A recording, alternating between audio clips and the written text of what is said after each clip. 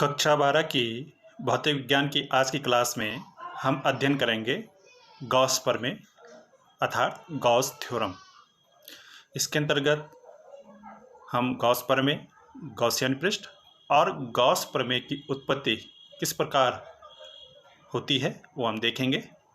तो चलिए देखते हैं कि गॉस का प्रमेय क्या होता है। तो सबसे पहले हम यहाँ पर गॉस प्रमेय देख लेते हैं कि गॉस प्रमेय क्या होती है। बहुत ही इम्पोर्टेंट ये प्रमेय है परीक्षा की दृष्टि से। इससे पहले वाली कक्षा में हमने वैद्युत फ्लक्स पढ़ा था और यहाँ पर हम गॉस प्रमेय पढ़ रहे हैं। दोनों ही बोर्ड परीक्षा की दृष्टि से बहुत इम्पोर्टेंट है, वैद्युत फ्लक्स और गॉस प्रमेय। तो यहाँ पर गॉस प्रमेय का अध्ययन हम कर रहे हैं। तो गॉस प्रमेय देखते हैं क्या है। यहाँ पर जो गॉस प्रमेय है उसका जो स्टेटमेंट है उसको देख रहे हैं पहले। किसी बंद पृष्ठ, कोई बंद पृष्ठ है और उस बंद पृष्ठ को क्या कहा जाता है यहाँ पर, गॉसियन पृष्ठ। क्योंकि हम गॉस प्रमेय का यहाँ पर अध्ययन कर रहे हैं। गॉसियन पृष्ठ क्या होता है उसको आगे देखेंगे, अभी उसकी डेफिनेशन को।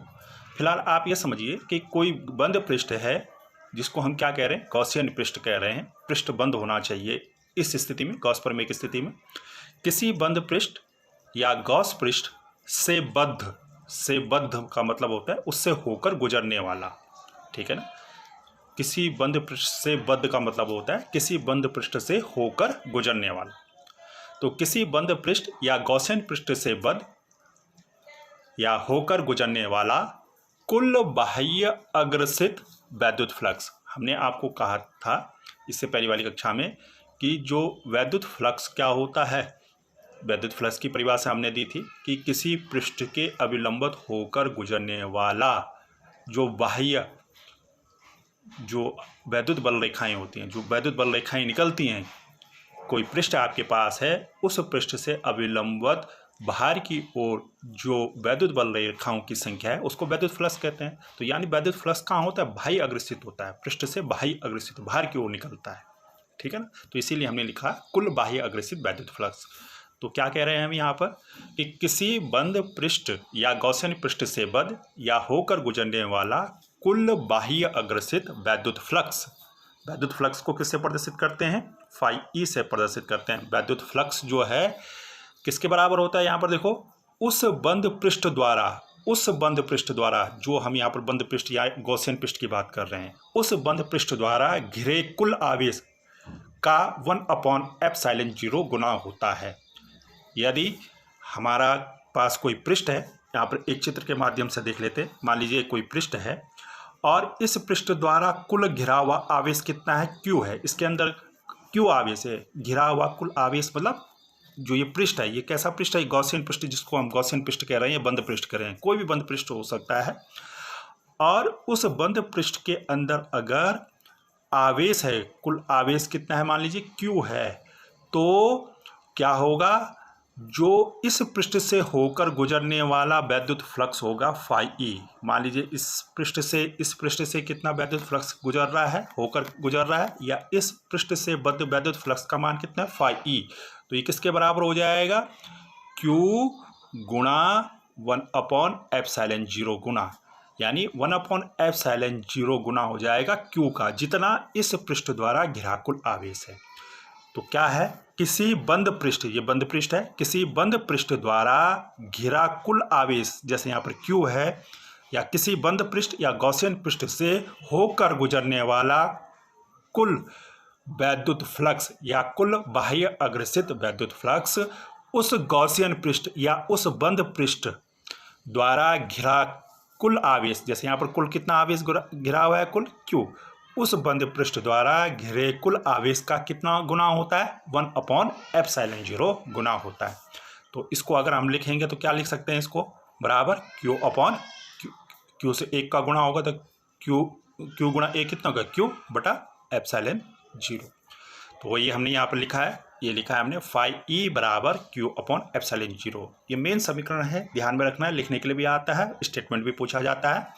तो क्या बोला हमने, कोई बंद पृष्ठ है, जैसे यहाँ पर हमने एक बंद पृष्ठ लिया, अगर इस बंद पृष्ठ द्वारा कुल कितना आवेश घिरा हुआ है, इसके अंदर कितना आवेश है, कुल कुल इसके द्वारा घिरा हुआ आवेश Q है, तो जो ये बंद पृष्ठ है या गॉसियन पृष्ठ है, इसके द्वारा या इससे होकर जाने वाला कुल वैद्युत फ्लक्स जो फाई ई का मान है वो कितना होता है, Q अपॉन एप्सिलॉन 0 गुना होता है। यानी Q का जो इस पृष्ठ द्वारा घिरा कुल आवेश है उसका 1 अपॉन एप्सिलॉन 0 गुना होता है। स्टेटमेंट याद रखना है, बिल्कुल बहुत इंपॉर्टेंट है, हमेशा पूछा जाता है ये परीक्षा में।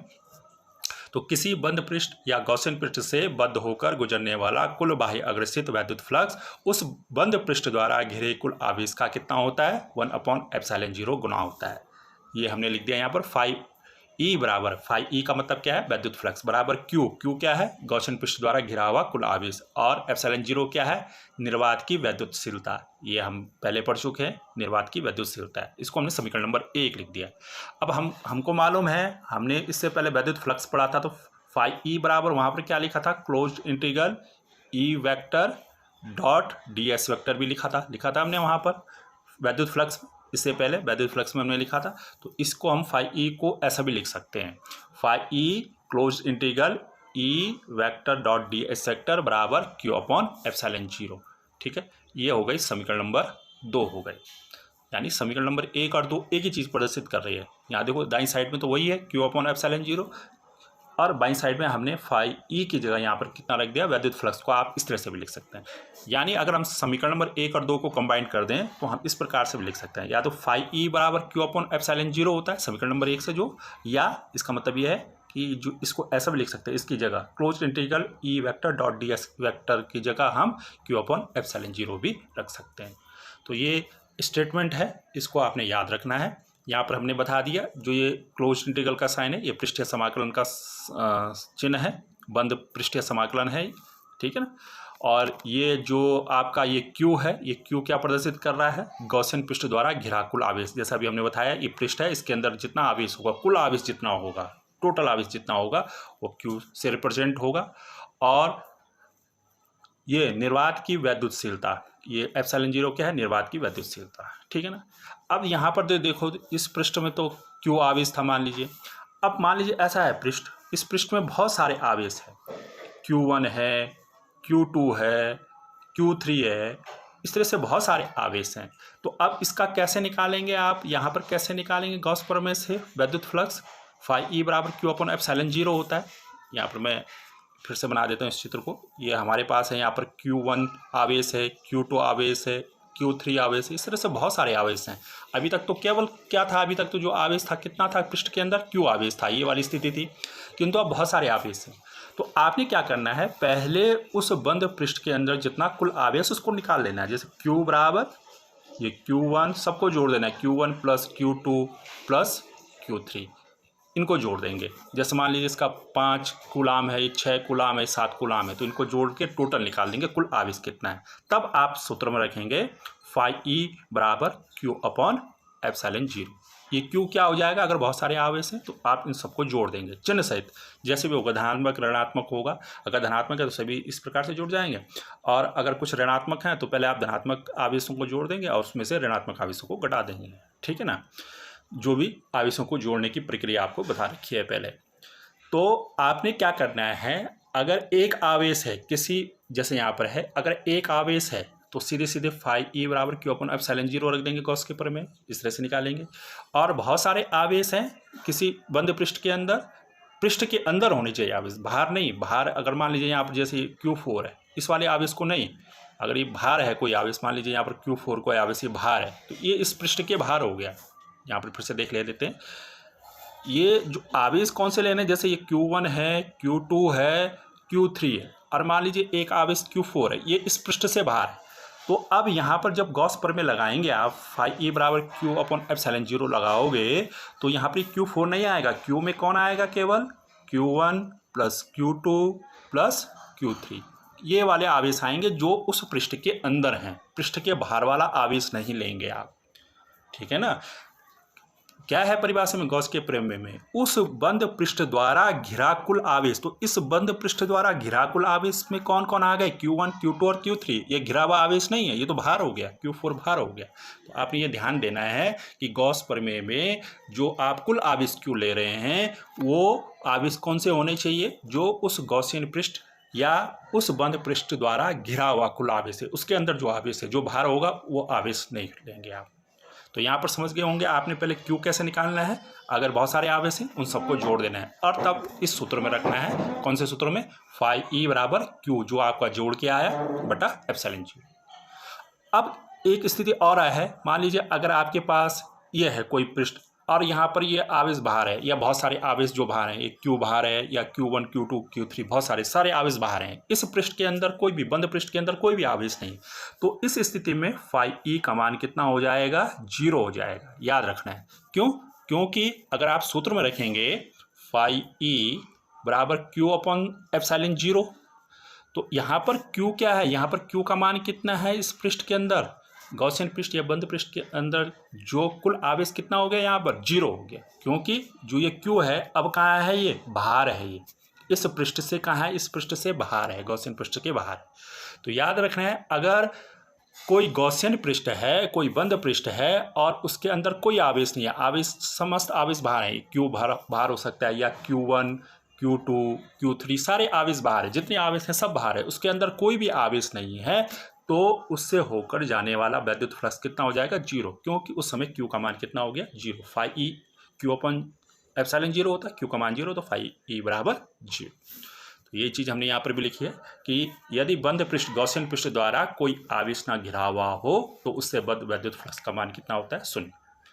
अगर घिरा हुआ है, Q आवेश है, तो फाई E बराबर Q अपन एप्सिलॉन 0। बहुत सारे आवेश उसके अंदर हैं बंद पृष्ठ के अंदर, तो सबको जोड़ देंगे आप, ठीक है, बीजगणितीय नियम से, और तब फाई E का मान निकाल देंगे। फाई E बराबर Q का मान रख देंगे और Q अपन एप्सिलॉन 0। अगर कोई आवेश नहीं है उसके अंदर तो उससे बंद जो गॉसियन पृष्ठ है उससे होकर जाने वाला, अगर जो बंद पृष्ठ है या गॉसियन पृष्ठ है उसके अंदर कोई आवेश नहीं है, उससे उस बंद पृष्ठ द्वारा कोई आवेश नहीं घिरा हुआ है, तो उस पृष्ठ द्वारा बद्ध वैद्युत फ्लक्स क्या होता है? 0 होता है। ये हमने ये लिखा है, ये ध्यान में रखना। इंपॉर्टेंट थ्योरम है बहुत ही ज़्यादा, परीक्षा की दृष्टि से भी और आगे फिजिक्स की दृष्टि से भी, तो आपने इसको याद रखना है, समझना है इसको। अब आगे चलते हैं, जो हम यहाँ पर गॉसियन पृष्ठ की बात कह रहे थे कि गॉसियन पृष्ठ होता क्या है। तो गॉसियन पृष्ठ जैसे हमने पीछे बताया आपको, एक बंद पृष्ठ है, पर यह बंद पृष्ठ कैसा होता है? काल्पनिक होता है, वास्तव में होता नहीं। इसको हम मान लेते हैं एक पृष्ठ को, किसके चारों ओर मानते हैं इसको? आवेश वितरण के चारों ओर। जैसे अभी देखा हमने Q आवेश लिया तो उसके चारों ओर हमने एक पृष्ठ मान लिया, या बहुत सारे आवेश भी हो सकते हैं, आवेश वितरण Q1, Q2, Q3 जैसे अभी हमने लिया। तो आवेश वितरण जो है, चाहे सिंगल आवेश है या बहुत सारे आवेश हैं, उसके चारों ओर का वह काल्पनिक बंद पृष्ठ है, वह काल्पनिक बंद पृष्ठ है। किसके? जो आवेश हम ले रहे हैं, चाहे एक आवेश ले रहे हैं या बहुत सारे आवेश ले रहे हैं, तो उसके चारों ओर का यह बंद पृष्ठ है।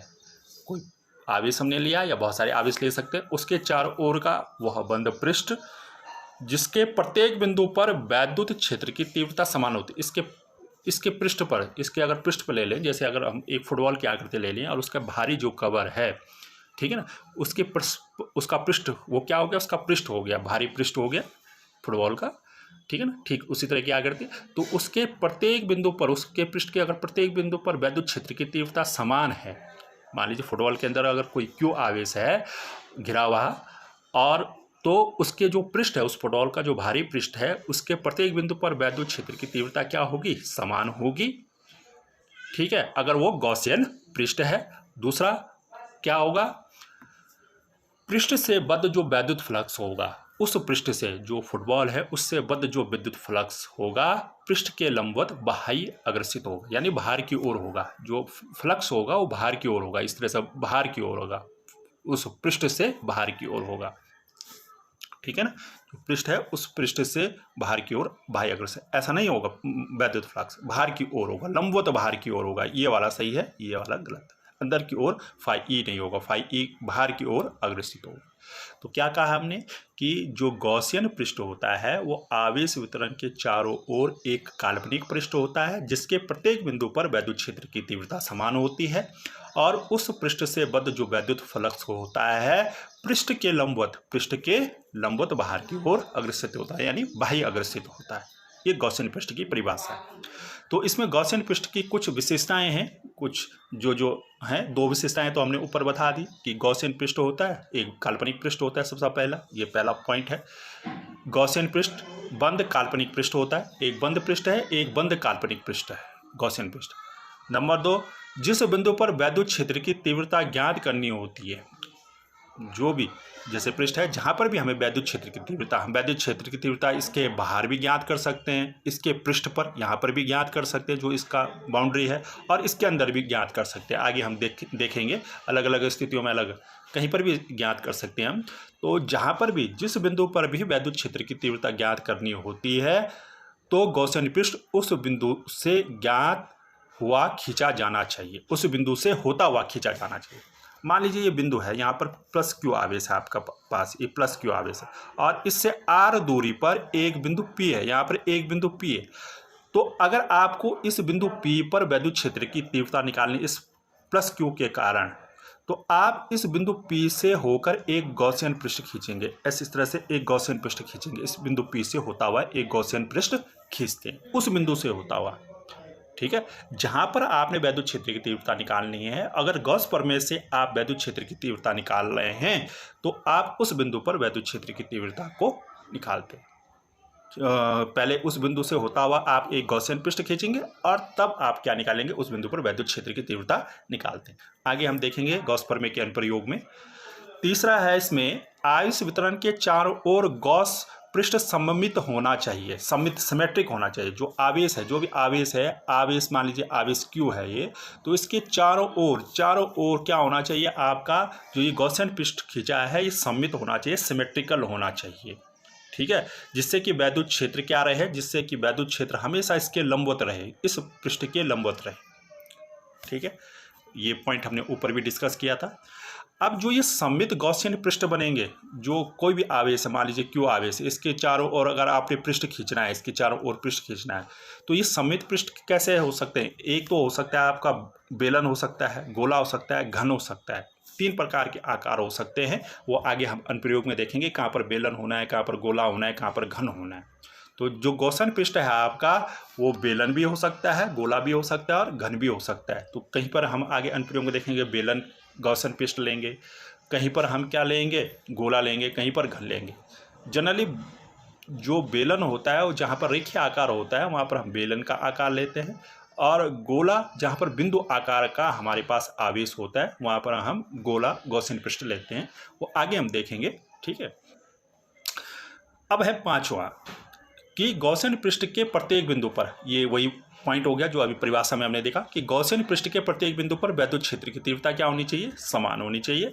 और छठा, गॉसियन पृष्ठ से बद्ध वैद्युत फ्लक्स पृष्ठ के लंबवत बाह्य अग्रसित होना चाहिए, यानी बाहर की ओर अग्रसित होना चाहिए। जो वैद्युत फ्लक्स पृष्ठ से होकर जो वैद्युत फ्लक्स जा रहा है वो हमेशा गॉसियन पृष्ठ से बद्ध जो वैद्युत फ्लक्स है या गॉसियन पृष्ठ से होकर जाने वाला जो वैद्युत फ्लक्स है वो हमेशा बाह्य अग्रसित होना चाहिए, यानी बाहर की ओर अग्रसित होना चाहिए। तो ये विशेषताएं थी गॉसियन पृष्ठ की। तो गॉस प्रमेय और गॉसियन पृष्ठ हमने आपके सामने डिस्कस कर लिया। इसमें एक चीज़ ध्यान देने वाली है कि आखिर हमें गॉस प्रमेय की आवश्यकता क्यों पड़ती है। देखो, गॉस प्रमेय की आवश्यकता वैद्युत क्षेत्र की तीव्रता निकालने के लिए ही होती है, उसका प्रयोग वैद्युत क्षेत्र की तीव्रता निकालने के लिए ही होता है। किसी बिंदु पर वैद्युत क्षेत्र की तीव्रता निकाल, अब सवाल ये उठता है कि वैद्युत क्षेत्र की तीव्रता तो हम पहले भी निकाल रहे थे, कूलाम के नियम का प्रयोग करते हुए या अध्यारोपण का सिद्धांत का प्रयोग करते हुए हम वैद्युत क्षेत्र निकाल रहे थे, फिर इस गॉस प्रमेय की आवश्यकता क्यों पड़ी। वास्तव में बात यह है कि जहाँ पर अध्यारोपण का सिद्धांत या कूलाम का नियम जटिल हो जाता है, जटिलता आ जाती है उसमें, वहाँ पर हम गॉस के प्रमेय द्वारा वैद्युत क्षेत्र की तीव्रता ज्ञात करते हैं। क्योंकि कूलाम का नियम और जो अध्यारोपण का सिद्धांत अप्लाई तो हो जाएगा, परंतु उसमें जब हम कैलकुलेशन गणना करते हैं वैद्युत क्षेत्र की निकालने की तो बहुत कॉम्प्लिकेटेड कॉम्प्लिकेटेड हो जाती है, उसमें बहुत ज़्यादा जटिलता आ जाती है। तो उसके स्थान पर हम तब गॉस के प्रमेय का प्रयोग करते हैं। ये इसकी महत्ता है, इसका महत्व है गॉस के प्रमेय का, ठीक है ना।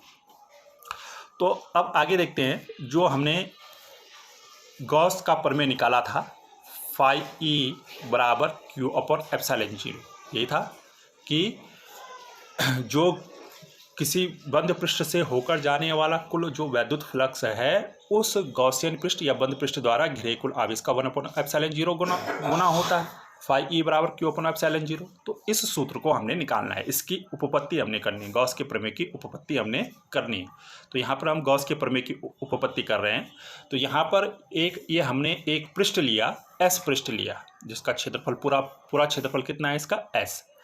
इस क्षेत्रफल, इस पृष्ठ, और कैसा पृष्ठ है ये, बंद पृष्ठ है, जिसको हम गॉसियन पृष्ठ भी कह सकते हैं। इस पृष्ठ द्वारा घिरा कुल आवेश कितना है, प्लस क्यू है। यहाँ पर प्लस क्यू आप ओ बिंदु पर देख रहे हैं, प्लस क्यू आवेश धनात्मक आवेश है।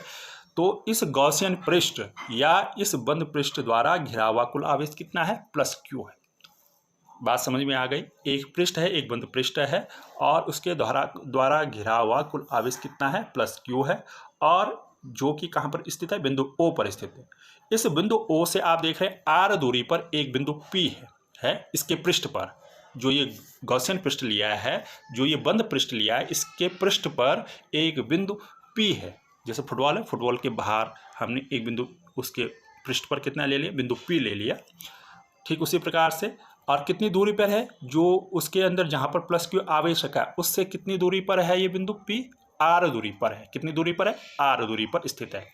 तो अब इस बिंदु पी से होकर जो एक वैद्युत क्षेत्र जाएगा, इस प्लस क्यू के कारण, इस बिंदु पी पर जो वैद्युत क्षेत्र होगा उसकी डायरेक्शन कहाँ होगी, बाहर की ओर होगी। हमेशा धनावेश से बाहर की ओर होती है वैद्युत क्षेत्र की डायरेक्शन, और ऋणावेश में कहाँ होती है, उसी आवेश की ओर होती है। तो यहाँ पर धनावेश है, तो यहाँ पर धनावेश के कारण इस बिंदु पर पी पर वैद्युत क्षेत्र की डायरेक्शन कहाँ होगी, बाहर की ओर होगी। तो ये ई की डायरेक्शन होगी, बिंदु पी से बाहर की ओर हो गई।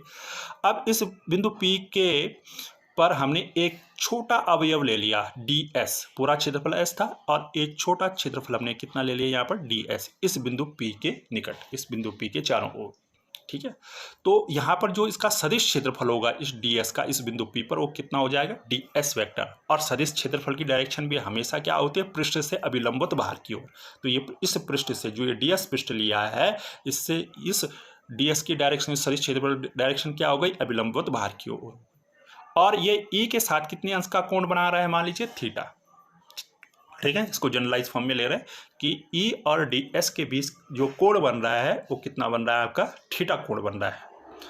तो अब देखें यहाँ पर जो पृष्ठीय क्षेत्रफल है, जो ये पृष्ठीय क्षेत्रफल डी एस है, इससे होकर जाने वाला, इस पृष्ठीय क्षेत्रफल डी एस से होकर जाने वाला या इससे बद्ध जो वैद्युत फ्लक्स होगा वो कितना होगा, बहुत छोटा, डी फाई ई लेंगे। डी फाई ई बराबर कितना हो जाएगा, ई vector dot d s vector. ये पहले भी हम निकाल चुके हैं। वैद्युत फ्लक्स में छोटा क्षेत्रफल है तो उससे छोटा फ्लक्स होकर जाएगा। तो डी फाई ई बराबर छोटा वैद्युत फ्लक्स कैसे प्रदर्शित करते हैं, डी फाई ई बराबर ई vector dot d s vector.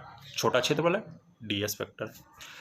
अब ये तो इस छोटे क्षेत्रफल से होकर जाने वाला वैद्युत फ्लक्स है। अब इस पूरे पृष्ठ से, जो पूरा पृष्ठ आप देख रहे हैं नीले रंग का, इससे होकर जाने वाला वैद्युत फ्लक्स कैसे होगा, तो इस डी फाई ई का क्या कर देंगे, हम इंटीग्रेशन कर देंगे, समाकलन कर देंगे, बंद समाकलन कर देंगे।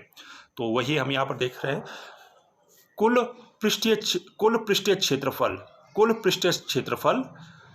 यहाँ पर आप करेक्शन कर लेंगे, ये डी एस नहीं एस से, ठीक है ना, एस होगा यहाँ पर, ठीक है, यहाँ पर एस लिख लेना, डीएस की जगह एस।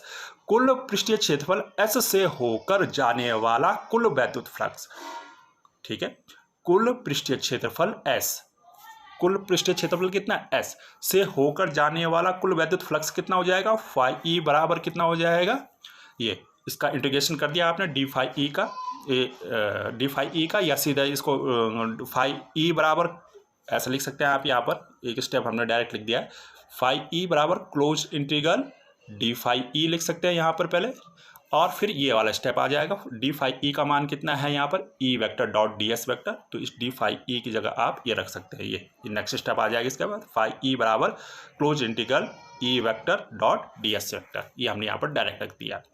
तो अब ई vector dot d s vector को क्या लिख सकते हैं आप, ई डी एस कॉस थीटा, जैसे हमने बताया था वेक्टर राशियों के नियम से ए वेक्टर डॉट बी वेक्टर कितना होता है, ए बी कॉस थीटा। तो यहाँ पर A vector dot d s vector कितना हो जाएगा, E d s cos theta. तो यहाँ पर ये क्या हो गई, समीकरण नंबर 1 हो गई। कौन सी हो गई, समीकरण नंबर 1, ये फाई ई बराबर close integral E vector D s cos theta. ई vector dot d s vector को आप ई डी एस कॉस थीटा लिख सकते हैं वेक्टर के नियम से। अब देखिए, इस प्लस क्यू आवेश के कारण इस बिंदु P पर जो वैद्युत क्षेत्र की तीव्रता होगी वो कितनी होगी। आप जानते हैं किसी बिंदु आवेश के कारण किसी दूसरे बिंदु पर वैद्युत क्षेत्र की तीव्रता निकालनी है। तो कितना बिंदु आवेश है आपके पास, प्लस क्यू आवेश है। तो इस प्लस क्यू आवेश के कारण इस बिंदु P पर वैद्युत क्षेत्र की तीव्रता कितनी होती, E बराबर 1/4πε0 Q/r²। यहाँ से यहाँ तक की दूरी कितनी है, r है। तो ये समीकरण नंबर 1 हो गई, ये समीकरण नंबर 2 हो गई। अब आपने क्या करना है, यहाँ पर जो आप क्या करेंगे, आप जहाँ पर ये समीकरण नंबर 1 है, इस समीकरण नंबर 1 में ई की जगह इतना मान रख देंगे। ई की जगह कितना रख देंगे, ई बराबर हो जाएगा 1/4πε0 Q/r²। तो फाई ई बराबर कितना हो जाएगा, क्लोज इंटीग्रल, और ई की जगह ये मान आ जाएगा 1/4πε0 Q/r² आ जाएगा ए की जगह, फिर आगे डी एस कॉस थीटा। तो मैं इसको आगे लिख देता हूँ यहाँ पर, ये मैंने लिख दिया समीकरण नंबर 1 का मान समीकरण नंबर 2 में फाई ई बराबर क्लोज इंटीग्रल, और ये जो मान है यहाँ से यहाँ तक का ये जो मान है ये किसका मान है, ई का। ई की जगह रखा हमने समीकरण नंबर 1 में, अभी हमने देखा पीछे 1/4πε0 Q/r², और आगे ये कितना आ गया, डी एस कॉस थीटा। अब ये जो Q है, जो उस पृष्ठ के अंदर Q आवेश है वो कांस्टेंट है, ठीक है, नियत मान है। तो उसको हमने इंटीग्रेशन साइन के बाहर ले लिया, और ये 4πε0 का मान भी नियत रहेगा, तो ये भी बाहर ले लिया इंटीग्रेशन साइन का, और जो मान परिवर्तित होने हैं वो हमने अंदर रख दिए, ये मान अंदर ले लिए डी एस कॉस थीटा/r², क्लोज इंटीग्रल के अंदर। ये तीसरी समीकरण हो गई। तो अब घनकोण निकालेंगे। घनकोण से हम जानते हैं, घनकोण को किससे प्रदर्शित करते हैं, ओमेगा। ओमेगा बराबर क्या लिखा जाता है, close integral d s cos थीटा/r² बराबर 4π।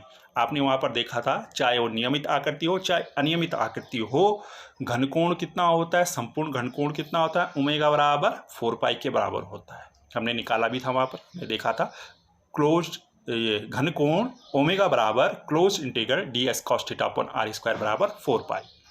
तो अब यहाँ पर ये close integral d s cos थीटा/r² क्या हो गया, ये क्या चीज़ हो गई, ये फैक्टर, ये वाला पद क्या हो गया, घनकोण को प्रदर्शित कर रहा है। तो ये घनकोण किसके बराबर हो जाएगा, 4π।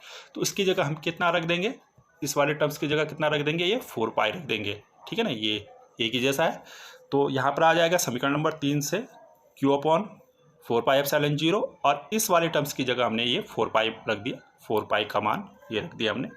तो ये 4π से 4π कैंसिल हो जाएगा, तो कितना बचेगा, Q/ε0। तो फाई ई बराबर Q/ε0, और यही आपका गॉस का प्रमेय। तो गॉस का प्रमेय क्या होता है और क्या इसकी डेफिनेशन है, ये हम शुरू में बता चुके हैं आपको, कि अगर कोई पृष्ठ है आपके पास, कोई पृष्ठ है आपके पास, और उस पृष्ठ द्वारा घिरा हुआ कुल आवेश Q है, उसके अंदर कुल Q आवेश है, तो क्या होगा, उस पृष्ठ से होकर जाने वाला कुल वैद्युत फ्लक्स कितना होगा, उस आवेश का 1/ε0 गुना, यानी Q/ε0, जहाँ Q उस गॉसियन पृष्ठ या उस बंद पृष्ठ द्वारा घिरा हुआ कुल आवेश है, ε0 निर्वात की वैद्युतशीलता है, ठीक है। तो ये हमने यहाँ पर प्रूफ भी कर दिया है। तो यहाँ तक आपने इसको समझना है। इस क्लास में इतना ही। Thank you.